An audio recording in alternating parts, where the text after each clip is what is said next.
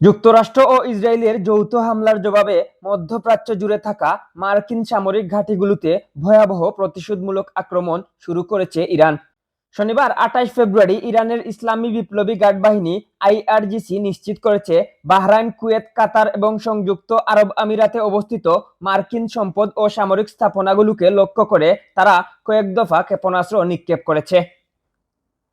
দীর্ঘদিন ধরে যে আঞ্চলিক যুদ্ধের আশঙ্কা করা হচ্ছিল তা এখন বাস্তবে রূপ নিয়েছে।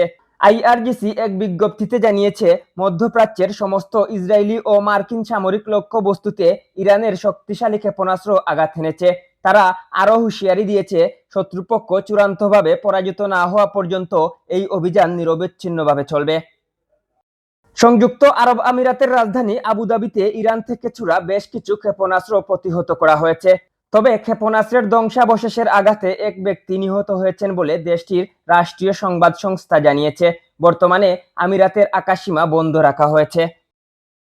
অন্যদিকে বাহরাইন সরকার নিশ্চিত করেছে, তাদের দেশে অবস্থিত মার্কিন নৌবাহিনীর পঞ্চম ফ্লিটের সদর দপ্তর লক্ষ্য করে ক্ষেপণাস্ত্র হামলা চালানো হয়েছে।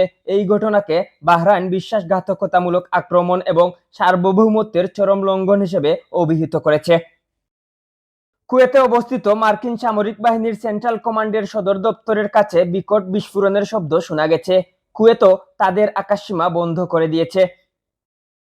কাতারের প্রতিরক্ষা মন্ত্রণালয় জানিয়েছে, তাদের নিরাপত্তা ব্যবস্থা সক্রিয় হয়ে কাতারে পৌঁছানোর আগেই বেশ কিছু ইরানি ক্ষেপণাস্ত্র ধ্বংস করতে সক্ষম হয়েছে। দোহা থেকে অন্তত ১ ডজন বিস্ফোরণের শব্দ শোনা গেছে, যা মূলত মার্কিন প্যাট্রিয়ট প্রতিরক্ষা ব্যবস্থার ইন্টারসেপশন বলে ধারণা করা হচ্ছে। উপসাগরীয় দেশগুলোর মধ্যে একমাত্র ওমান এখন পর্যন্ত ইরানের আক্রমণ থেকে মুক্ত রয়েছে।